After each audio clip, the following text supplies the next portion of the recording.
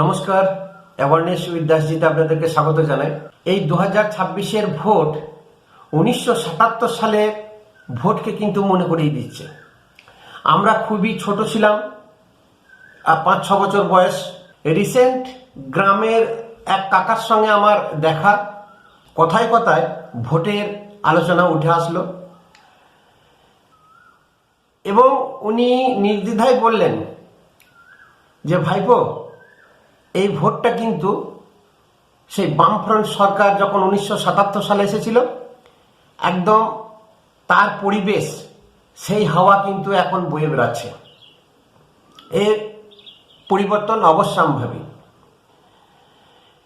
কেন বললাম 1977 সাল আর 2026, অনেকগুলো বছর পেরিয়ে গেছে।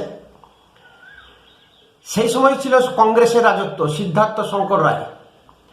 কংগ্রেসের রাজত্বকালে যে অত্যাচার সহ্য করেছিল মানুষ, খুন, জখম, এগুলো কমন ব্যাপার হয়ে গেছিল। আমাদের পশ্চিমবঙ্গে চিত্রপটটা এমনই, রাজনীতি এমনই নোংরা রাজনীতি, যখন যে দল ক্ষমতায় আসে সেই দল একটা অতিমাত্রায় পৌঁছে যায়। অত্যাচার করা, ভারত বিরোধী হওয়া এবং ঘরে ঘরে সাদা থান পাঠানো, এটা যেন একটা পশ্চিমবঙ্গ সরকার, মানে পশ্চিমবঙ্গে যত রাজনৈতিক দল আছে, এটা নিয়ম নীতি করে নিয়েছে। যাই হোক, উনি বললেন যে মানুষ সত্যি করে খুবই ক্ষিপ্ত আছে, কি গ্রাম কি শহর। উনি একজন পার্টির কমরেডও ছিলেন, উনি যথেষ্ট খোঁজ খবর রাখেন। কেন বলছি 1977 সাল আর 2026, ঠিক সেই সময়ও কংগ্রেস সরকার ছিল, আর এখন বর্তমানে তৃণমূল কংগ্রেস, আলটিমেট কংগ্রেসই। এই তৃণমূল কংগ্রেসের যা অত্যাচার আর যা লুটবাজি, বামফ্রন্টের 34 বছরকে হার মানায়। বামফ্রন্ট সময়কালে সাইন্টিফিক্যালি, খুব বৈজ্ঞানিকভাবে রিগিং, মানুষকে টর্চার করা থেকে শুরু করে লুটতরাজ তারা তো করেছেই, গণহত্যা তারাও করেছে। কিন্তু ধর্মের ভেদাভেদ কিন্তু ছিল না। যেটা টিএমসি, এমন কোনো জায়গা নেই আর এমন কোনো জিনিস নেই যেখানে ভেদাভেদ তৈরি করেছেন। মমতা বন্দ্যোপাধ্যায় হিন্দু মুসলমান যে বিভেদ, এই জিনিসটি কিন্তু উনি শুরু করলেন পশ্চিমবঙ্গে, এর আগে ছিল না। খুন, ধর্ষণ, গণহত্যা, লুট, চুরি, সরকারিভাবে চুরি, সরকারিভাবে লুট, পুলিশ প্রশাসন দিয়ে, এটা বামফ্রন্ট দেখিয়ে গেছিল, কিন্তু জনগণের সামনে প্রকাশ পায়নি। তখন এত ইলেকট্রনিক্স মিডিয়া ছিল না, মিডিয়ার দৌরাত্ম ছিল না। কিন্তু ইনি এই সমস্ত করার পরও আরেকটা জিনিস যেটা যোগ করেছেন, সেটা হচ্ছে হিন্দু মুসলমানের মধ্যে একটা ভেদাভেদ। বাঙালি ধর্মপ্রাণ কোনোদিনই ছিল না। বাঙালি যে হিন্দু বাঙালি, তারা ডরপক কাপুরুষ টাইপের ছিল, সবসময় পিছিয়ে থাকতো, ধর্ম নিয়ে কথা বলতে ভয় পেত, নিজের পরিচয় দিতে ভয় পেত। যে বাঙালি হিন্দুরা মুসলমান সম্প্রদায়ের উপরে নির্ভরশীল ছিল, আজকে সেই বাঙালি হিন্দু জেগে উঠেছে। আর সেই বাঙালি হিন্দু কিন্তু মার কাট পজিশনে চলে এসেছে। সেই বাঙালি হিন্দুরা কিন্তু আজকে তারা নিজেদেরকে হিন্দু বলতে গর্ববোধ করছে। তাহলে এই জিনিসটা তৈরি করলো কিন্তু মমতা ব্যানার্জি। মমতা ব্যানার্জি মুসলিমদেরকে এমন একটা জায়গায় নিয়ে গেছে, মাথায় তুলে এমন নাচানাচি শুরু করেছে, নিজে মুখ্যমন্ত্রী হয়ে এই পশ্চিমবঙ্গ রাজ্যটাকে ভারতবর্ষ থেকে আলাদা বা গ্রেটার বাংলাদেশ তৈরি করব, এরকম একটা ব্লু প্রিন্ট তৈরি করে ফেলেছেন। এই বছরে 2026-এ প্রত্যেকেই চেয়েছিল যে রাষ্ট্রপতি শাসন না হলে সুষ্ঠুভাবে ভোট হবে না। কিন্তু জ্ঞানেশ কুমার নির্বাচন কমিশন যেভাবে কার্ড খেলছেন আর জ্ঞানেশ কুমারকে যেভাবে মমতা ব্যানার্জি, টিএমসি দল, অভিষেক বন্দ্যোপাধ্যায় নিয়েছে, মুখে যা এসেছে বলেছে, সংবিধান বিরোধী কথাবার্তা বলেছে, দেশ বিরোধী কথাবার্তা বলেছে, সেটা কিন্তু জ্ঞানেশ কুমারের কাছে পৌঁছেছে, শুনেছেন এবং কোনো টিপ্পণী উত্তর দেননি। উনি নীরবে নিভৃতে নিজের কাজ করে যাচ্ছেন, যেন সেই টিএন সেশনকে মনে করিয়ে দিচ্ছি। নির্বাচন কমিশনের হাতে যে এত ক্ষমতা থাকে এর আগে জনতা কিন্তু জানতো না। আর শুধু তাই নয়, জ্ঞানেশ কুমার কিন্তু যে 5টি রাজ্যে বিধানসভা হচ্ছে তার থেকে পশ্চিমবঙ্গটাকে উনি আলাদা চোখে দেখছেন এবং ওনার কাছেও পশ্চিমবঙ্গ একটা প্রেস্টিজ ফাইট। কারণ পশ্চিমবঙ্গে যদি অবাধ এবং সুষ্ঠুভাবে ভোট না করাতে পেরেছেন, সন্ত্রাসমুক্ত ভোট যদি না করাতে পেরেছেন, এটাও কিন্তু ওনার কাছে চ্যালেঞ্জ হয়ে থাকবে, লজ্জা হয়ে থাকবে। উনি নিজেও হয়তো আমার মনে হয় লজ্জা বোধ করবেন। তার কারণ পশ্চিমবঙ্গ সরকার যতখানি বেগ পাইয়ে দিয়েছে জ্ঞানেশ কুমারকে, অন্যান্য রাজ্যে যেগুলোতে এসআইআর হয়েছে তারা কিন্তু এত বেগ পাইয়ে দেয়নি, এত নাস্তানাবোধ হয়নি। আমার মনে হয় জ্ঞানেশ কুমার প্রত্যেক দিন রাত্রে শুতে যাওয়ার আগে পশ্চিমবঙ্গ নিয়ে একবার অবশ্যই ভাবেন যে কালকে নতুন আইন কি প্রয়োগ করা যায়। তার কারণ পশ্চিমবঙ্গের প্রশাসনকে খোল নলচে যত আছে নিচে থেকে উপর পর্যন্ত ঝেড়ে পরিবর্তন করছেন। নবান্ন থেকে শুরু করেছেন, স্বরাষ্ট্র সচিব, মুখ্য সচিব প্রত্যেকেই পরিবর্তন করেছেন। কলকাতার টোটাল পুলিশ বলকে পরিবর্তন করে দিলেন।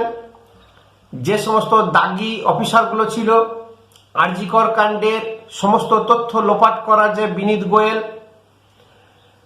যে সুপ্রতিম সরকার, যারা টোটালটা মমতার চামচা, মমতার হয়ে কাজ করত, রাজীব কুমার ভাগ্য ভালো সময় মতো রিটায়ার্ড হয়ে আবার রাজ্যসভায় চলে গেছেন। প্রতিনিয়ত বদল, প্রতিনিয়ত চেঞ্জ, ডিএমদেরকে বদল, শুধু বদল নয়, তাদেরকে বাংলো ছাড়তে পর্যন্ত বলে দিয়েছে যে পশ্চিমবঙ্গে থাকাই যাবে না, মানে পশ্চিমবঙ্গ থেকে পুরো আউট।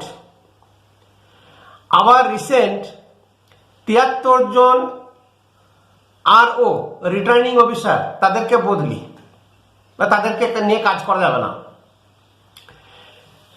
এবং নিচু লেভেল থেকে শুরু করে উপর মহল পর্যন্ত এই যে টোটাল একটা প্রশাসন বা প্রশাসনিক বদল, এতে কিন্তু মমতা ব্যানার্জি ক্ষুব্ধ এবং খুবই চিন্তাগ্রস্ত হয়ে পড়েছেন।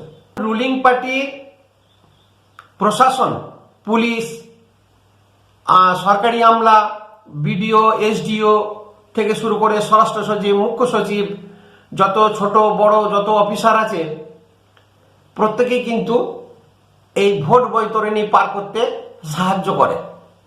আর সেই জিনিসটা অবাধ এবং ঢালাও যে উপঢৌকন দিয়ে রাখতো, পুরস্কার দিয়ে রাখতো সমস্ত পুলিশ অফিসারদেরকে, কনস্টেবল থেকে শুরু করে আইএস আইপিএস অফিসারদের প্রত্যেককে মমতা ব্যানার্জি যে ঢালাও খয়রাতি দিতেন, সেই উপঢৌকন বা খয়রাতি নিয়ে সেই অফিসাররা এক্সট্রা বোনাস হিসাবে কাজ করতেন।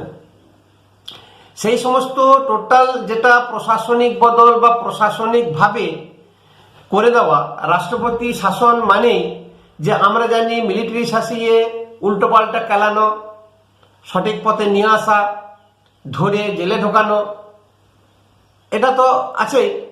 এর বাদেও যে অন্যভাবে গেম খেলা যায় সেটাও কিন্তু জ্ঞানেশ কুমার দেখিয়ে দিলেন।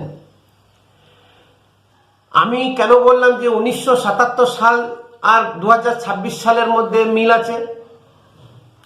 ঠিক যখন বামফ্রন্ট সরকার আসে, একদম গ্রামগঞ্জ থেকে শহর কলকাতা পর্যন্ত যে অত্যাচার করত, গ্রামের বড় বড় চাষিরা, গরিব চাষিদেরকে, যারা ক্ষেত মজুর, তাদেরকে ঠিকমতো মজুরি দিত না, অন্যায় করলে গাছে বেঁধে পিটিয়ে মারত, ভালো রকমের মজুরি পেত না।